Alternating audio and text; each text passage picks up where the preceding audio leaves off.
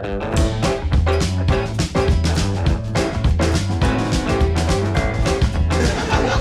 are we doing? Are we well? Yeah. You all look so shocked. It's fine, don't worry. My toxic masculinity always does that to people.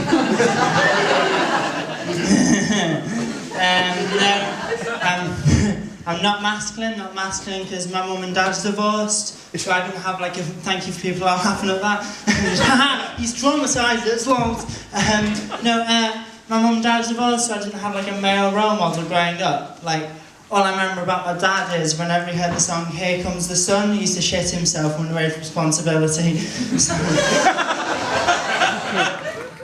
I joke about the divorce a lot, I probably shouldn't, because it was a tricky time, you know, especially deciding like who was going to keep me. Because I could either go live with my dad, meaning I'm raised by an abusive alcoholic, or I can go live with my mum, meaning I'm raised Christian, and that's the lesser of two evils.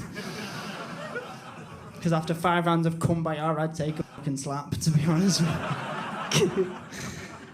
Whenever I tell people about it, they always go, oh, did you come out to your family? How were your family with it? Were your family okay with it? They were absolutely fine with it. And they went, oh, you're so brave. Coming out, it's so brave. I've done way braver things than coming out. I tried to pay for a bus ticket with a £10 note. That's fucking brave. No matter how against my choice, no matter how against my choices my family are, you can never match the look of disapproval a bus driver gives you when he has to do maths. Like, if I ever have a child who's one of these fitness freaks, I'm just going to kick him out the house. Then we'll see how keen he is on squatting. Like with the teenagers, I've got learning difficulties. Which is fun. People say stupid stuff to you when you got learning difficulties. My mum's the worst for this. She always goes, oh, you know, Sam, I wouldn't want you any other way. Bullshit. Because that makes it sound like she wanted me to be disabled. Like when she was pregnant and people were going, do you want a boy or a girl? She was like, I don't mind as long as it's got no social skills whatsoever. Teachers do it all the time as well. They go, oh, you know, Sam, just because you've got learning difficulties, it doesn't mean you can't do what other people can do.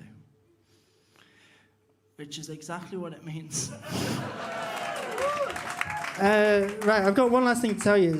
I'll tell you a quick story about the greatest piece of homophobia I have ever had, because I'm somewhat of a connoisseur in homophobia. This has never been beaten. I was on a train right after a gig, a completely empty train, no one else on it. I was like, fantastic. I'll put my headphones on and listen to some Lady Gaga, because I'm a walking, talking stereotype.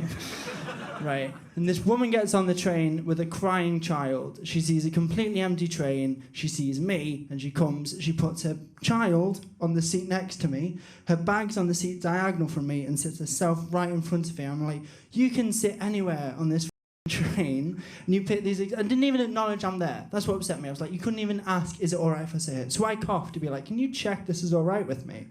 And she looks up and goes, oh, is it okay if I... And then she realises I'm wearing makeup, and she goes, oh no, I'm not having my child sit next to a faggot. She gets her stuff and she leaves.